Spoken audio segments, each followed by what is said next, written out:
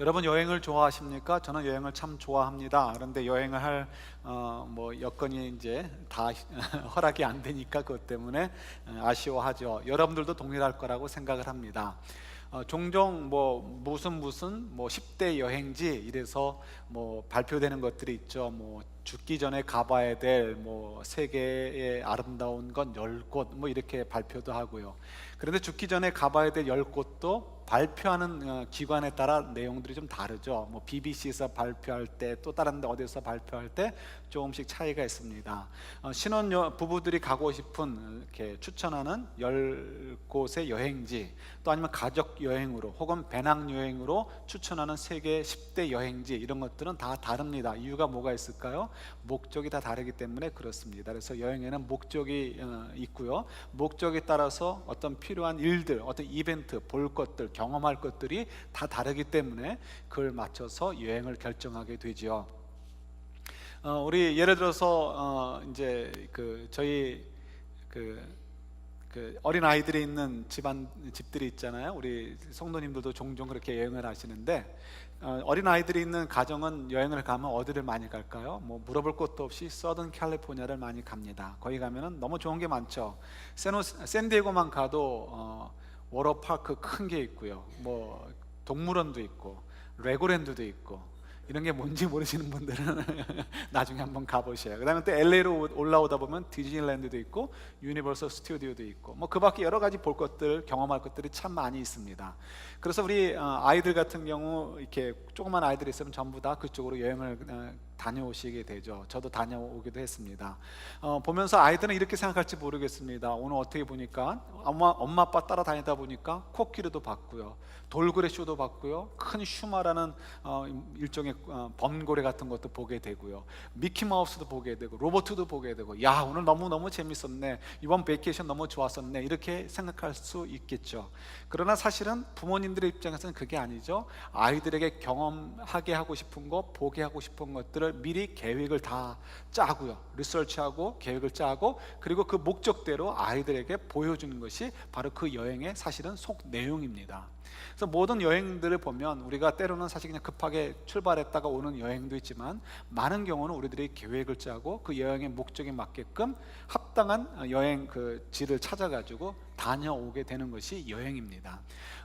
우리가 이렇게 즐겁게 갈 수 있는 여행이 있는 반면, 또 반대로 아주 굉장히 가고 싶지 않은 여행도 있죠. 예를 들어서 유배지를 향해 가는 여행, 이것은 정말 아주 우리를 힘들게 하고 어렵게 하는 것입니다. 예를 들어서 다산 정약용 선생님이 있죠. 그분은 아주 훌륭하신 분인데, 우리 조선시대에서 가장 강성했던 시대 중에 한 시대가 영조와 정조 임금 시대입니다. 그래서 정조 임금 시대에 이렇게 정조 임금이 총애했던 사람이 정약용 선생님이죠. 근데 그분이 이제 정조도 좀 진보적으로 하려다가 이렇게 일종의 이렇게 토우 세력들에게 사실은 이제 독사를 당했느니 이런 얘기가 나오고요. 또 정조 임금이 죽자마자 별 수 없죠. 정약용 선생도 이제 탁 커팅을 당해가지고 멀리 유배지를 떠나게 됩니다. 그래서 유배지에서 18년 동안이나 지내다 오게 되죠. 그래서 유배지에서 18년 동안이나 보내면서 얼마나 애끓는 그 부성의 마음들을 정말 이렇게 잘 표현을 했는지. 그래서 그분이 자녀들에게 보낸, 또 지인들에게 보낸 편지를 묶어서 만든 유배지에서 온 편지라는 책이 있을 정도입니다. 그래서 아주 이렇게 그런 책이 있는데요. 거기 보면은 참 그 아버지로서 자녀들에게 참 이렇게 당부하는 이 절절한 이야기들이 기록되어 있습니다. 그 중에 이런 것도 있어요. 우리 아들들아, 아무리 우리 집안이 패족, 그러니까 망한 집안이라고 해도 너희들이 그러니까 공부 열심히 하지 않으면 안 되지 않겠느냐. 너희들이 다른 사람들보다 100배는 더 열심히 독서를 하고, 그러니까 공부하는 거죠. 독서를 하고 노력을 해야 그나마 사람 취급받지 않겠느냐. 이렇게 하면서 제발 좀 공부 열심히 하고 열심히 더 예의 범절을 지키면서 살아라, 이렇게 당부하는 내용들을 보게 됩니다. 참 마음이 아프죠. 이렇게 멀리 유배지를 떠나는 그 아버지의 마음, 유배지에서 지내면서 막내 아들이 죽어버리게 되는 것, 그 얘기를 들으면서도 가보지도 못하고 그냥 울 수밖에 없는 그 아버지의 마음, 사랑하는 딸이 시집을 가는데 이렇게 가볼 수 없어서 그림 하나 그려서 보내는 그런 아버지의 마음, 여러분 이해하실 수 있을 것이라 생각이 듭니다. 그래서 이 유배지를 향해서 가는 여행은 정말 누구도 가고 싶지 않은 여행이라고 얘기할 수 있죠. 여러분 성경에도 보면 이 여행에 대한 얘기가 많이 있죠. 아브라함도 여행을 평생 한 사람이고요.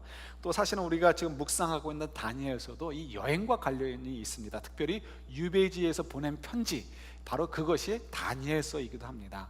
이 다니엘서는 그렇다고 해서 예루살렘에 있는 고향 친지들 혹은 성도들만 보라는 것이 아니고, 사실은 이제 이 다니엘서에서 벌어진 그 모든 일들은 어떻게 해요? 그 당시의 사람들, 포로로 끌려왔던 사람들에게도 알려주고 싶고 읽히게 하고 싶었던 내용들이 다니엘서의 내용입니다.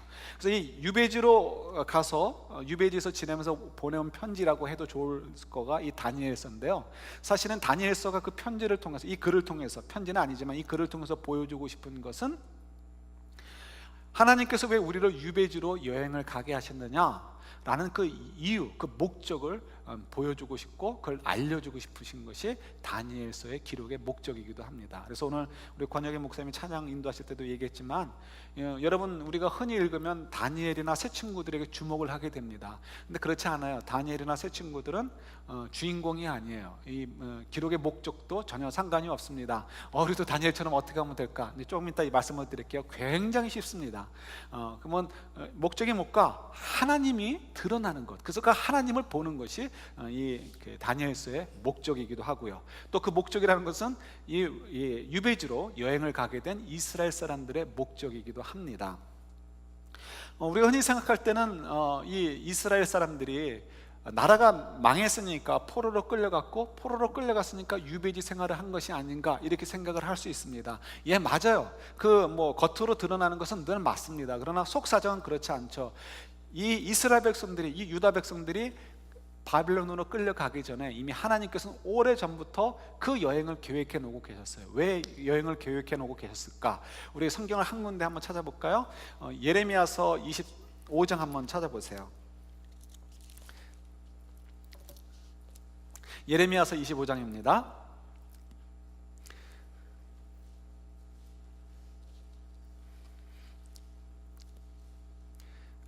예레미야서 25장 8절하고 11절 두 절만 같이 볼게요.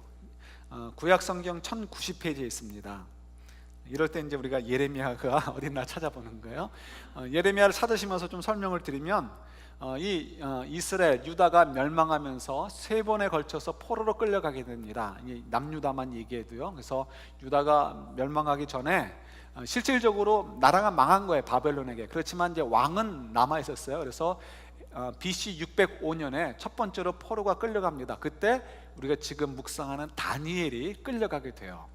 그 다음에 이제 그 나라가 멸망하기 11년 전인 BC 597년에 또 한 번 바벨론의 포로가 한 10,000명 가까이 끌려가게 됩니다. 다 똑똑한 사람들만 뽑아가는 거예요, 젊은이들을 중심으로. 그래서 이제 끌려가는데, 그때 누가 끌려가냐면 다니엘서 바로 앞에 무슨 성경이 있죠? 갑자기 물어보면 또 가슴이 철렁해지시죠? 뭐가 있어요? 에스겔서가 있죠? 에스겔이 그때 끌려가는 거예요. 이 순서는 에스겔 다니엘이지만 끌려간 순서로 얘기하면 다니엘이 먼저 가고 그 다음에 에스겔이 끌려간 거예요. 그리고 이제 그 어간쯤에, 나라가 멸망하기 이제 그 어간쯤에 계속해서 이 유다에서 남아가지고 계속 이 말씀을 선포하던 사람이 있어요. 누구냐면 바로 예레미야예요. 그래서 그 예레미야, 에스겔, 다니엘 이렇게 딱 세 권이 묶여져 있는데 다 동시대 사람들의 이야기입니다. 그래서 그때 이제 8절 한번 보시겠어요? 8절 먼저 한번 같이 있습니다. 그러므로 만군의 여호와께서 이와 같이 말씀하시니라, 너희가 내 말을 듣지 아니하였느니라. 이 말씀 보면서 뭘 느낄 수 있어요? 왜 하나님께서 이들을 유배지로 여행을 보내셨는가? 이유는 이들이 지금 하나님과의 관계가 깨어졌구나, 하나님의 말씀을 순종하지 않고 있구나 하는 것을 알 수 있어요. 그래서 11절 보세요. 이 모든 땅이 폐허가 되어 놀랄 일이 될 것이며 이 민족들은 70년 동안 바벨론 왕을 섬기리라. 몇 년 동안요? 70년 동안 섬기게 될 거라는 거예요. 이것을 한두 번 얘기하신 게 아니고요, 요 예레미야서 25장 3절에만 봐도 예레미야의 경우만 해도 23년이나 동안, 23해 동안이나 너희들 회개하지 않으면 하나님이 치신다, 회개하지 않으면 나라가 망한다, 이렇게 선포를 했어요. 그러나 누구도 그 말을 귀담아 듣지 않고 다 콧방귀를 뀌고요, 심지어는 예레미야를 미친 사람처럼 취급을 했습니다. 그러니까 예레미야가 얼마나 힘들었겠어요. 근데 예레미야가 그렇게 외쳤을 뿐만 아니라 다른 선지자들도 외쳤던 거죠. 그러니까 오래전부터 하나님께서 이 여행을 계획해 놓으신 거예요. 이유가 뭘까요? 이 여행의 목적은 뭘까요? 그는 하나님과의 관계의 회복이에요. 지금 우리가 읽었듯이 왜 그들이 멸망했다고요? 하나님 말씀에 순종하지 않았기 때문에. 왜 순종하지 않았을까요? 이거 앞부분에 보면은 그들이 하나님의 말씀에 순종하지 않아서 속이고 연약한 사람들을 괴롭히고 권력을 두려워하고 이런 것들, 부정부패하고, 플러스 뭐가 나와요? 또 다음에 이방신들을 섬기는 거예요. 왜 그들이 그렇게 했을까요? 왜 그들이 그렇게 정말 하나님께 순종하지 못했을까요? 이유는 간단합니다. 지난 주일날 어느 클래스에서 그런 얘기를 했다는 거예요. 우리 하나님 말씀은 배우는데 이 말씀대로 순종하고 싶은데 왜 우리는 순종하지 못할까? 막 그렇게 얘기하다가 결론처럼 나온 얘기가 이거라는 거예요. 너무너무 참 지혜로운 얘기들 같으셔요. 여러분 참 똑똑하신 것 같아요. 왜 우리가 순종하지 못할까? 이유를 찾았어요. 그 이유가 뭐냐면 우리가 그만큼 하나님을 사랑하지 않기 때문에, 하나님 말씀대로 순종할 만큼 하나님을 사랑하지 않기 때문에. 너무 정확한 이야기예요. 믿음이 없다 좋다 그런 얘기할 필요도 없어요. 기도 많이 했다 안 했다 얘기할 필요도 없어요. 성경을 많이 안다 모른다 얘기할 것도 없어요. 중요한 건 뭐예요? 하나님을 그만큼 사랑하지 않는다는 거예요. 순종할 만큼. 그럼 왜 우리가 사랑하지 못할까? 보니까 그것도 마찬가지예요. 또 그만큼 우리가 하나님을 알지 못하기 때문인 거예요. 결론은 하나예요. 그거 하나님을 알지 못했기 때문에 하나님을 사랑하지 못하는 거고요. 하나님을 사랑하지 못하니까 하나님이 이렇게 가자 할 때 쫓아갈 마음이 없는 거예요. 그렇게 하면 내가 손해볼 것 같고 내가 실패할 것 같고, 하나님이 가자고 하는 그 길 가는 것이 나에게 유익이 될 것 같은 트러스트가 생기지 않는 거예요. 그러니까 하나님을 사랑하지 않으니까 하나님께 순종하지 않게 되는 거죠. 이것이 얼마나 이렇게 중요한 문제인지, 여러분 조금 전에 말씀드렸듯이 이스라엘 사람들이 하나님에 대해서 너무 오해를 하는 거예요. 바벨론 사람들이 너무 강해 보여요. 그리고 그 바벨론이라는 제국이 너무 세 보여요. 그리고 그 바벨론을 다스린다고 할 수 있는, 돕는다고 할 수 있는 바벨론의 신들이 자기들의 여호와 하나님보다 훨씬 능력이 있어 보이는 거예요. 이것이 지금 당시에 살던 사람들의 눈에 보이는 거예요. 제가 참 이렇게 믿기 어려운 그 데이터를 보게 되는데요. 지지난주인가요? 그 타임스에 나온 기사 보신 분들이 있는지 모르겠습니다. 인도 사람들이 그렇게 막 진출을 많이 하는데요, 똑똑하잖아요. 그러니까 중국의 시대가 오지 않고 인도의 시대로 넘어가는 거 아닌가 할 정도로 미국에서 MD 가운데, 그러니까 메디컬 닥터 가운데 30% 이상, 또 나사, 제일 똑똑한 사람들이 모여있다는 나사에서 30 몇 프로 이상, 예를 들어서 가장 똑똑한 사람들이 모인다는 마이크로소프트사에서 또 35%인가 그 이상이 어느 종족 사람이냐면 바로 인도 사람이라는 거예요. 그 사람들 굉장히 똑똑한 것 같아요. 그래서 그 사람들이 정말 다 믿어야 되는지 모르겠는데 아이들한테 얘기할 때요 이렇게 얘기한다는 거예요. 야, 너희들 기죽지 마. 너희들은 백인분들보다 월등히 뛰어난 종족이야. 이런 것을 어렸을 때부터 주입을 시켜준다는 거예요. 그러니까 아이들이 그걸 들으면서 정말 그 자신감이 있는지, 그래서 우리 성도님 가운데 어느 분이 그랬다고 그러시더라고요. 그건 직접 들은 얘기는 아니지만, 뭐 직장에서나 학교에서나 인도 사람한테 좀 이렇게 그냥 나이스하게 친절을 베풀어줬대요. 그럼 보통 우리 같으면 어떻게 해요? 미국 사람들 잘하는 거 있죠. 땡큐 이렇게 하잖아요. 인도 사람들은 땡큐란 말을 모르는데 당연히 자기가 받아야 될 대접, 내가 잘났으니까 그렇게 처우를 받아야 되는데, 그런 특별한 대접을 받아야 되는데, 네가 나한테 서비스 해준 건 당연히 내가 받을 거 받았다 이거죠. 그러니까 뭐 땡큐란 말을 안 한다는 거예요. 그래서 인도 분들을 좀 욕하는 건 아니지만 이런 특성들은 확실히 있긴 있어요. 그래서 제가 이런 비슷한 얘기들을 여러 번 듣습니다. 우리 아이들을 보면서 참 사실 겁이 나요.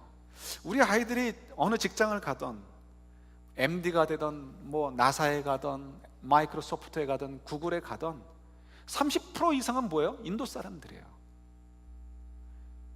인도 사람들이 그 특유의 이렇게 냄새를 풍기면서 뭐 신체적 냄새만이 아니라 그들의 문화적 냄새, 이런 것들을 풍기면서 자리를 버티고 있어요.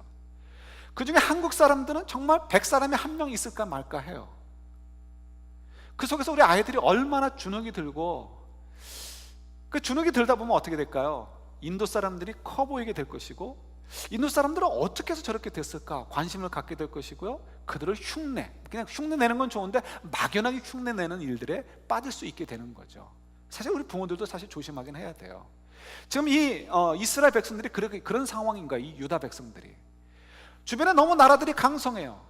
유다만, 이 남유다에 정말 조그만 땅덩어리만 간신히 지키면서 아웅바둥하고 있고 그냥 뭐 어떻게 할 바를 몰라 하고 있어요.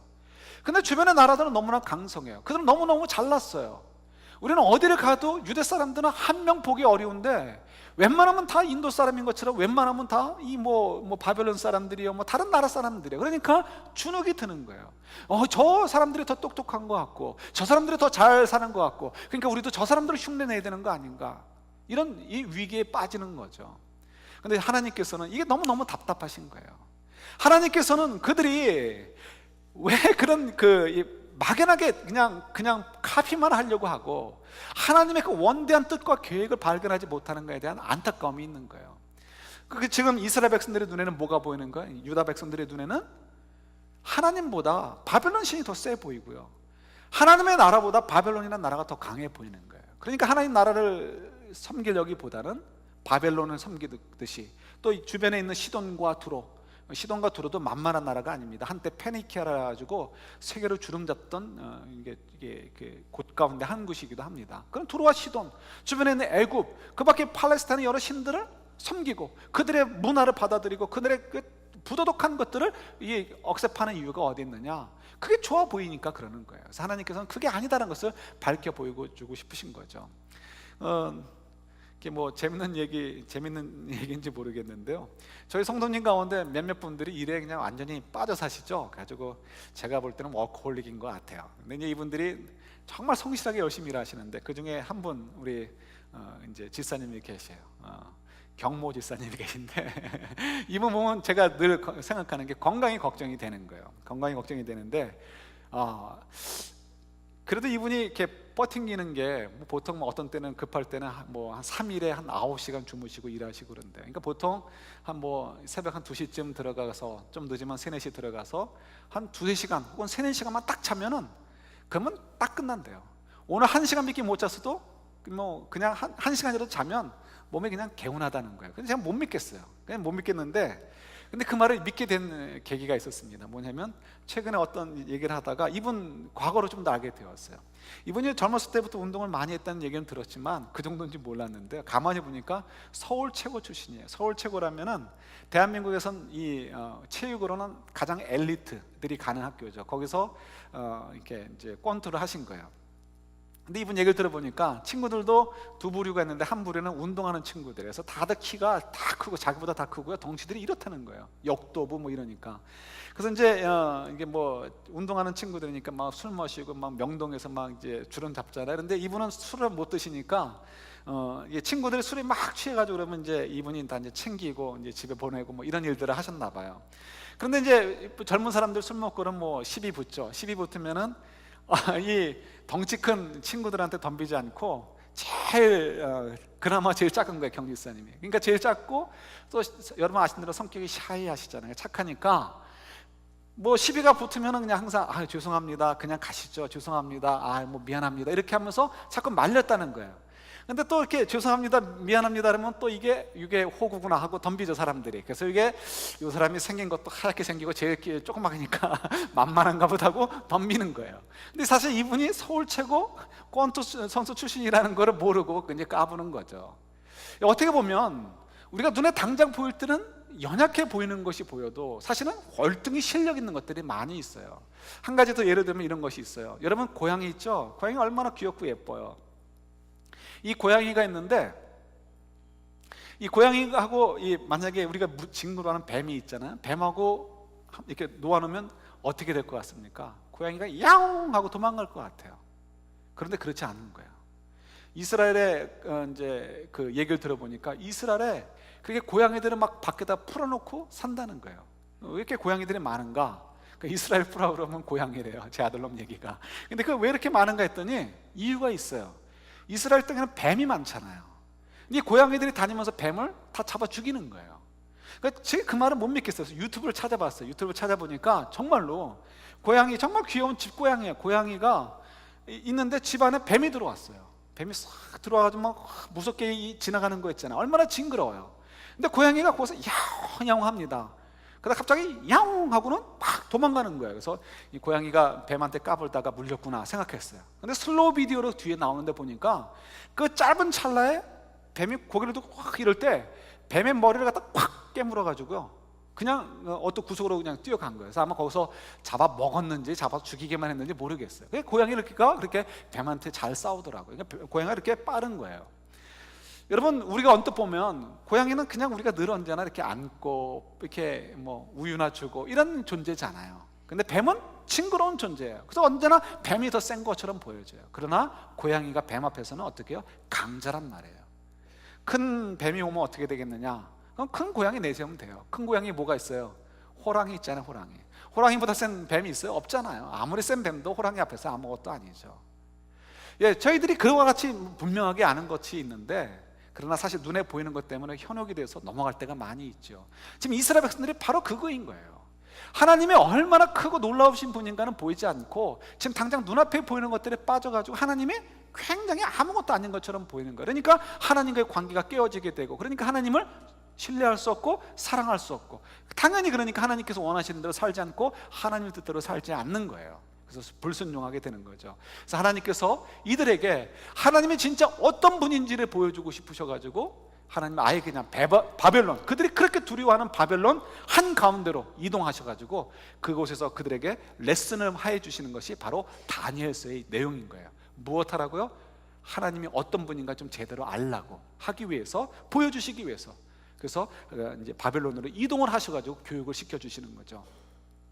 그래서 이 다니엘서는 뭐 다른 선지서들과 좀 다른 점이 있습니다. 다른 선지서는 뭐예요?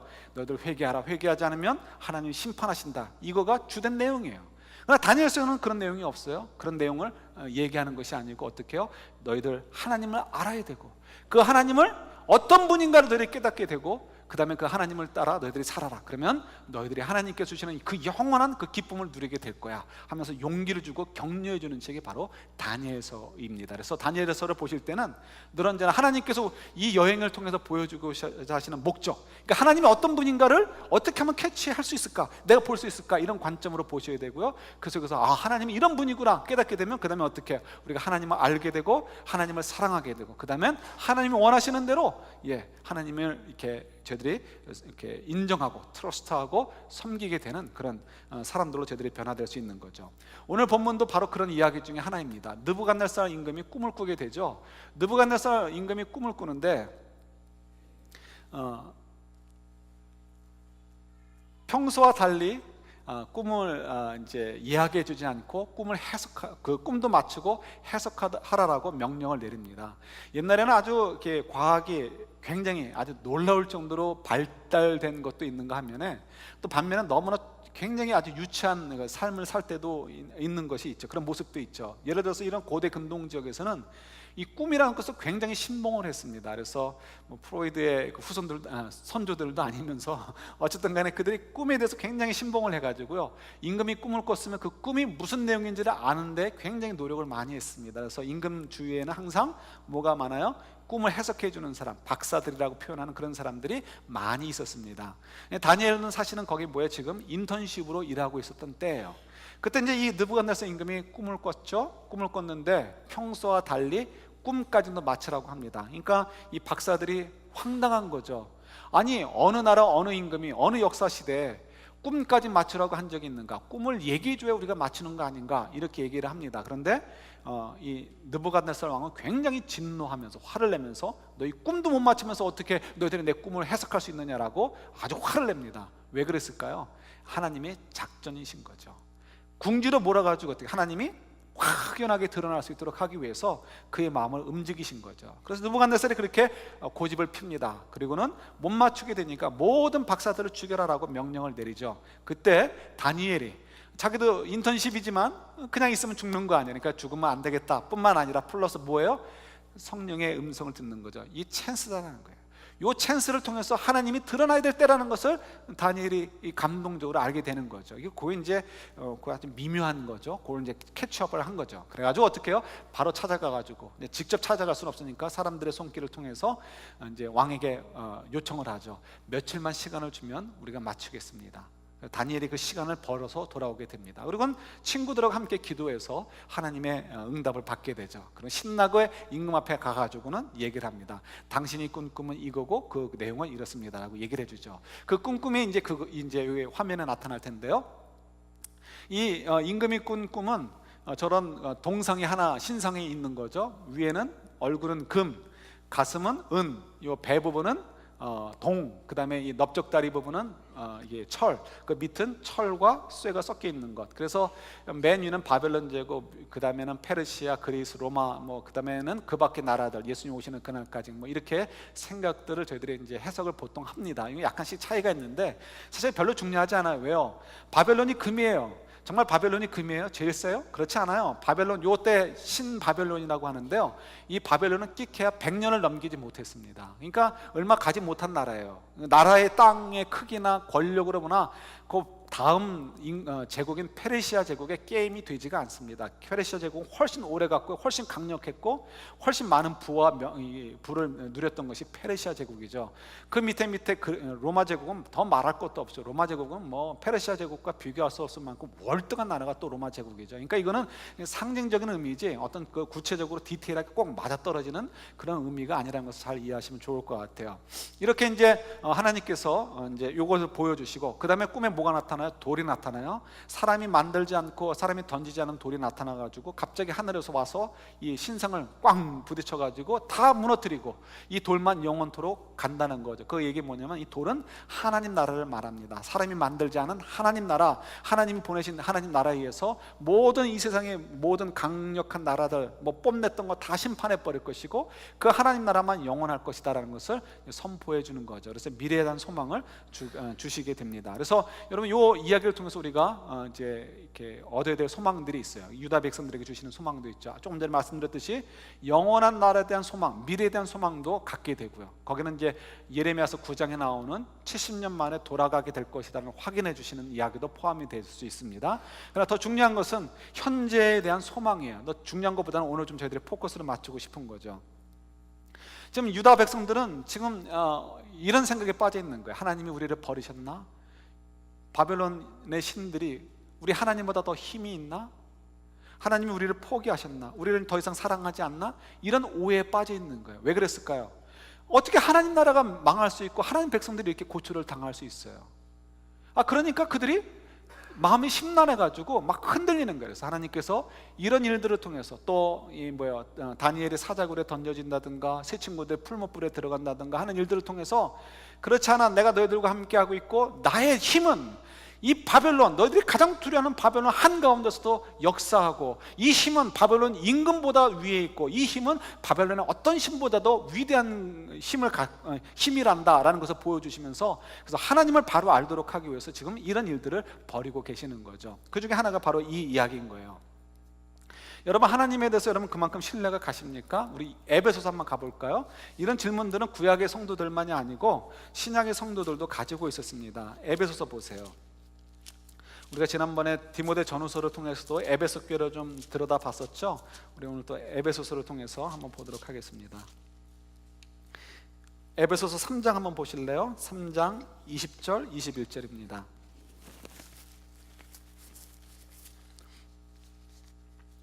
에베소서 3장 20절 21절, 신약성경 313페이지예요. 같이 봤습니다. 우리 가운데서 역사하시는 능력대로 우리가 구하거나 생각하는 모든 것에 더 넘치도록 능히 하실 이에게 교회 안에서와 그리스도 예수 안에서 영광이 대대로 영원 무궁하기를 원하노라. 아멘. 여러분 아멘 하면서 읽으셨는데요. 20절 보세요. 우리 가운데서 역사하시는 능력대로, 그 다음에가 중요한 거예요. 우리가 구하거나 생각하는 모든 것에 더 넘치도록 능히 하실 이에게.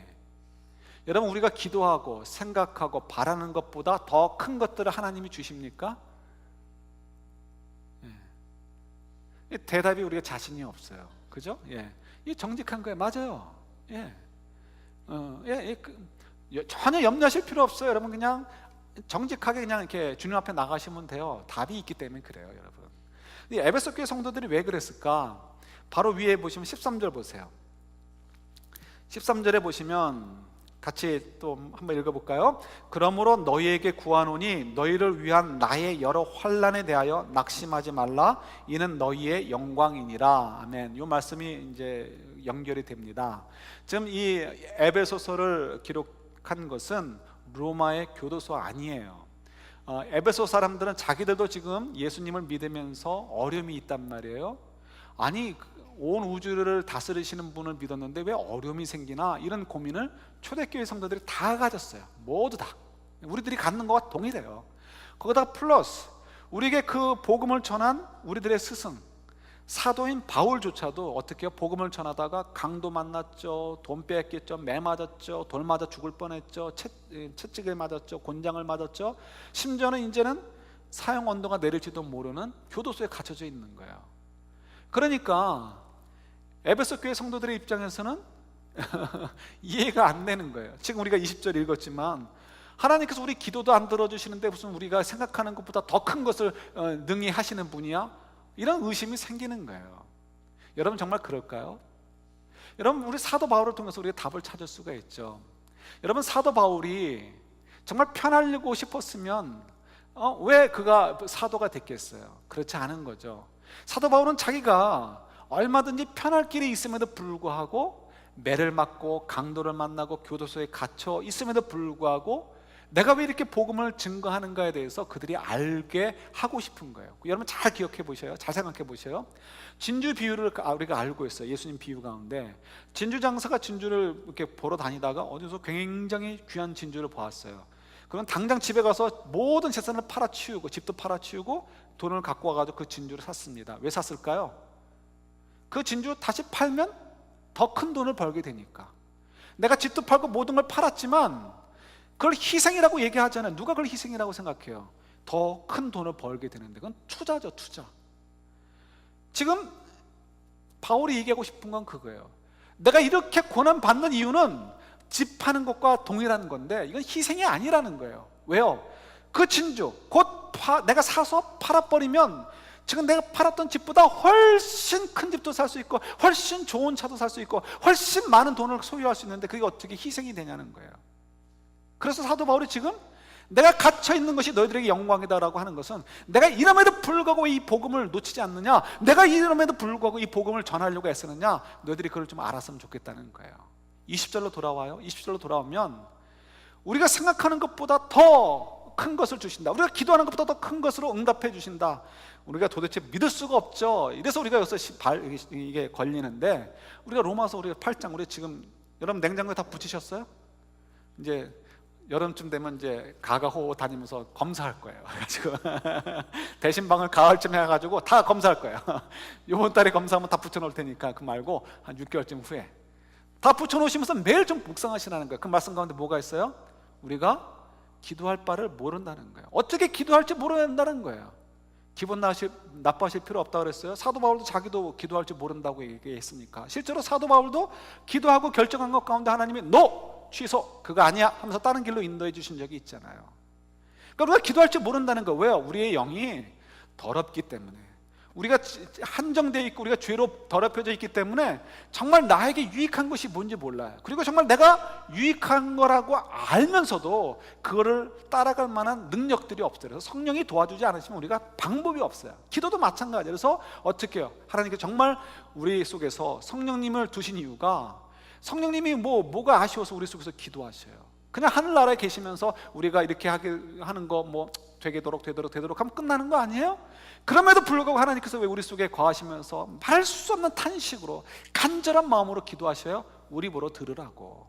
그러니까 너희들 마음대로 기도하지 말고 무엇이 너한테 유익한지 모르지 않느냐, 그러니까 너에게 정말 유익한 걸 위해서 기도하라라고 가르쳐 주시기 위해서 우리 속에서 말할 수 없는 탄식으로 기도해 주신다는 거예요.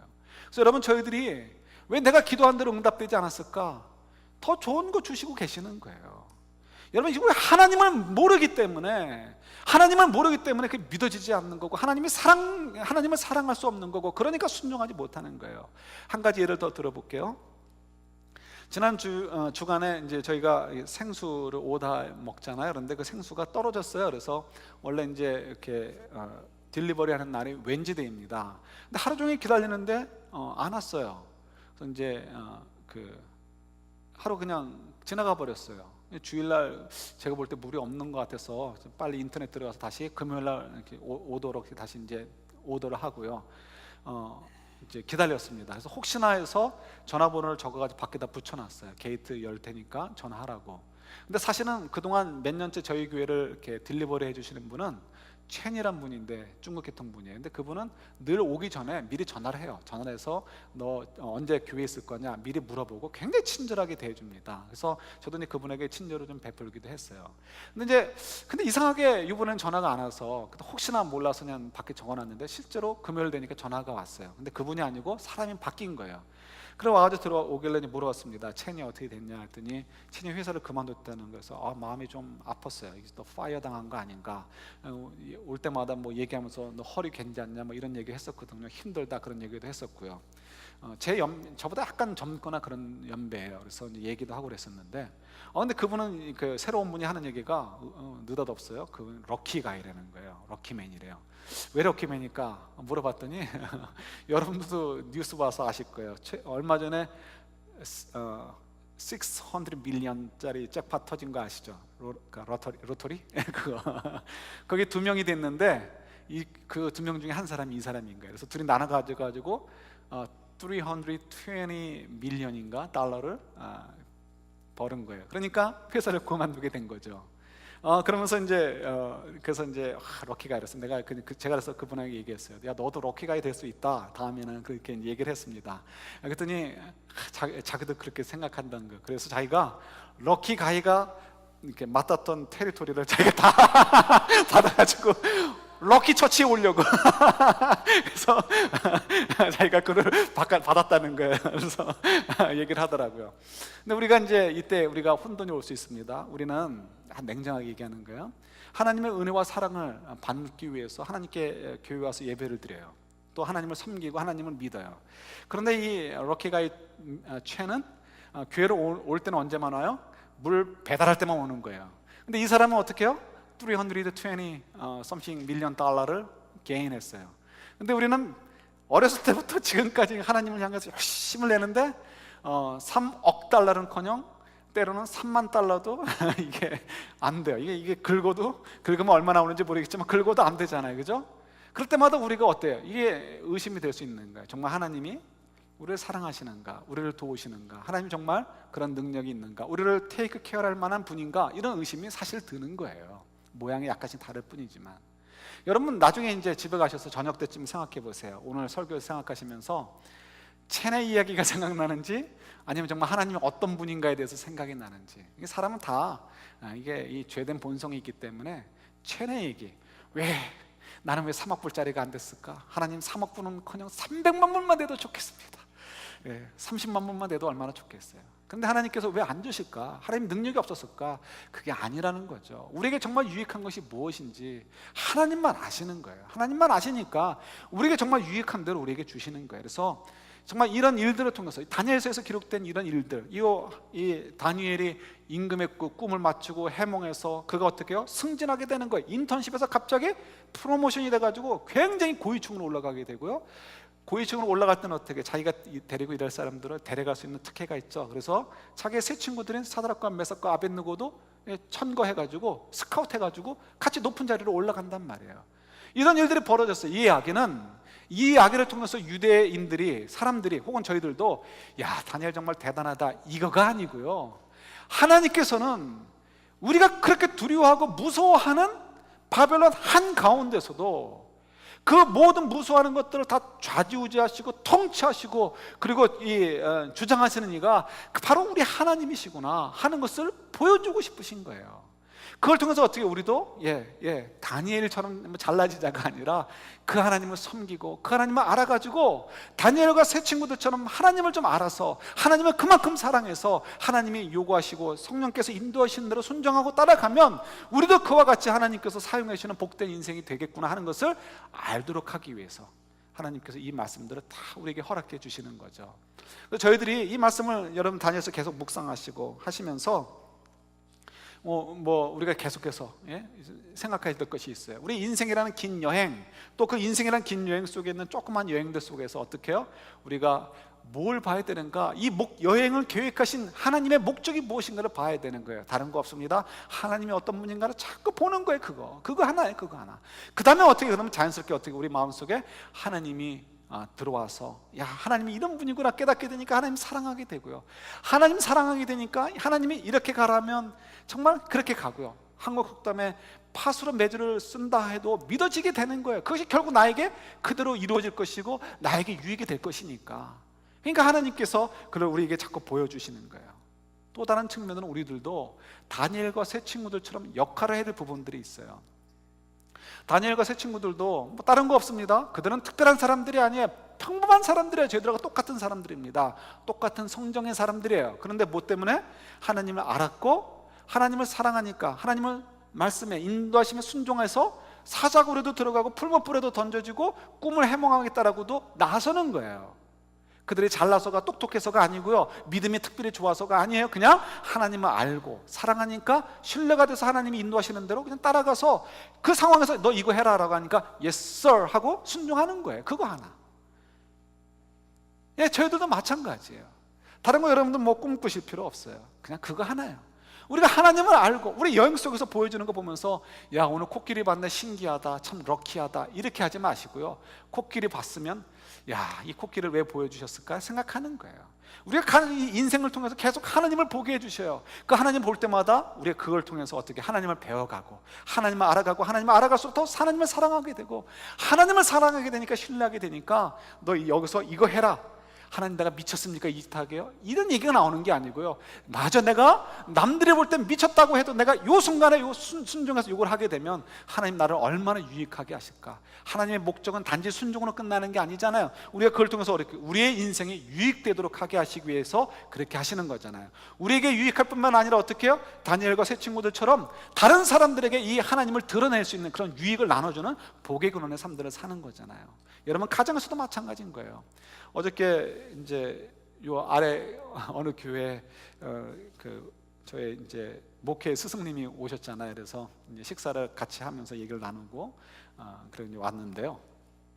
그때 이제 얘기 가운데 이런 얘기를 또 한번 했었습니다. 저도 한번 얘기했었는데요. 아는 우리 교회 집사님 가운데 머리가 굉장히 스마트한 분이 있어요. 잘생기시고 아주. 근데 그분이 도박을 손을 대가지고 집이 두 채나 있었는데 그 두 채를 다 날려버렸어요. 그리고 이혼을 당했어요. 여자가 떠났습니다. 그래서 그 부부 사이에 있었던 아들 하나를 데리고 있다가 재혼을 하게 되었습니다. 근데 여자분도 재혼을 한 분이에요. 여자분은 이렇게 가정폭력에 의해서 아주 고생을 하시다가 결국 이혼하고 애를 데리고 나오신 분이에요. 그래서 두 분이 만나가지고 결혼했습니다. 얼마나 쉽지 않은 거죠. 상처들을 가지고 있는 분들이 만나서 결혼을 했으니까. 자녀들도 있습니다. 같이 사는 거예요. 거기다 둘 사이에서 또 애가 하나 나왔네요. 그러니까 엄마 아빠 애가 셋인데 애 셋이 전부 다 배경이 다 다른 거예요. 그러니까 그야말로 그분 표현이었는지 모르겠는데 콩가루 집안이라고 이렇게 얘기를 했었어요. 콩가루 집안. 지나고 나서 얘기하는 거죠. 도대체 뭉칠래야 뭉칠 수 없는 그런 집안이었던 거죠. 그런데 또 거기다 또 바람이 휙 불었어요. 무슨 바람이 불었냐면 이분이 또 그야말로 주말에 라스베가스를 또 올라가가지고 그나마 있었던 거 다 날려버리고 그리고 다 그냥 빚으로 그냥 마이너스가 돼버린 거예요. 이분이 그냥 속일 수 없으니까 아내를 불러가지고 의자에 앉혀놓고 얘기를 했다고 합니다. 여보 미안해, 내가 또 손을 댔어, 우리 이혼합시다. 당연히 아내도 이혼하자고 그럴 줄 알고요, 그렇게 얘기를 했습니다. 그런데 아내가 눈물을 뚝뚝뚝 흘리면서 그냥 떨리는 음성으로 여보 우리 한 번만 더 해봅시다 이렇게 얘기를 했다는 거예요. 이게 참 놀라운 거죠. 그때 이분이 뭘 봤냐면 그때 가서야 하나님을 그 아내를 통해서 본 거예요.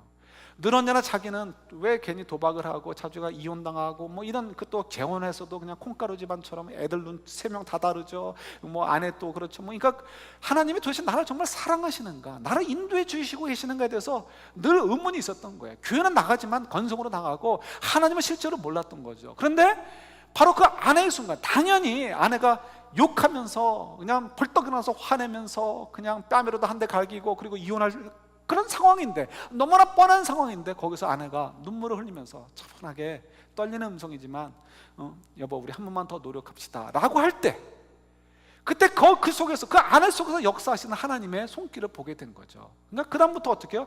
조금씩 실제로 하나님이 보이기 시작을 하는 거예요. 그러니까 그 콩가루 같은 가정들이 더 이렇게 이제 하나님께 모이게 되어지고, 그 다음에는 이제 콩가루가 됐으니까 그 다음에 뭐가 돼요? 찹쌀떡이 되는 거죠. 콩가루 묻힌 찹쌀떡. 그래서 그 다음에 찹쌀떡 가족이라 불려지는 거예요. 그래서 이분이 그 큰 교회에서 정말 가장 존경받는 장로님 가운데 한 분이 되어 계시다는 거예요. 제가 있을 때는 집사님이고 간증을 하시긴 하셨지만 그냥 집사님이셨는데 지금은 이제 장로님이 되셔가지고 가장 존경받는 분 가운데 한 분이 되었다는 거죠.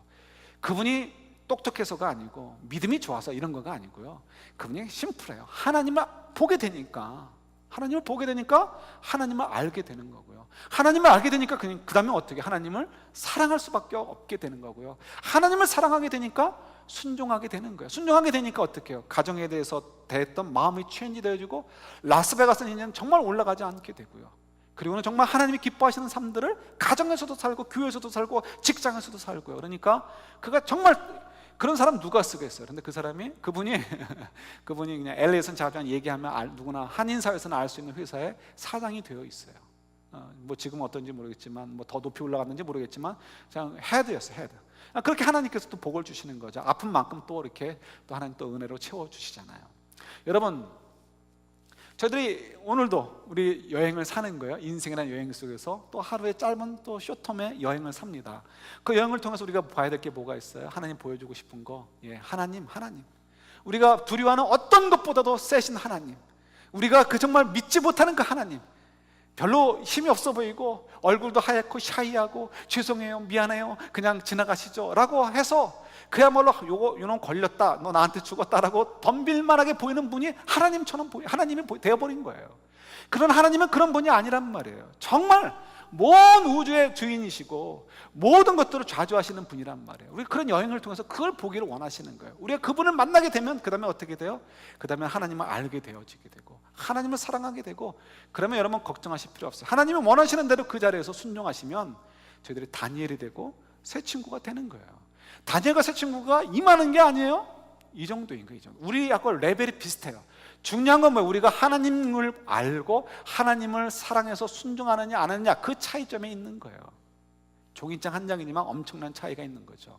오늘도 저희들이 살아가고 내일도 살아가고 이번 주간도 저희들이 여러 다양한 종류의 여행을 살게 될 것입니다. 그러나 그 속에서 여러분들은 저희들이 놓치지 않고 하나님을 발견하게 되고 하나님을 알아가게 되고 하나님을 더욱 사랑하게 되어져서 저희들도 어떤 모양일지 모르지만 다니엘과 새 친구들처럼 곳곳에서 하나님을 드러내는 삶들, 그리고 그런 말미암아 정말 하나님께서 우리의 그 인생이 더욱 복되다라고 얘기 들을 수 있는 그런 여행의 목적에 합당한 인생들이 될 수 있는 저와 여러분들이 될 수 있기를 우리 주님의 이름으로 축원합니다. 아멘. 같이 기도하겠습니다.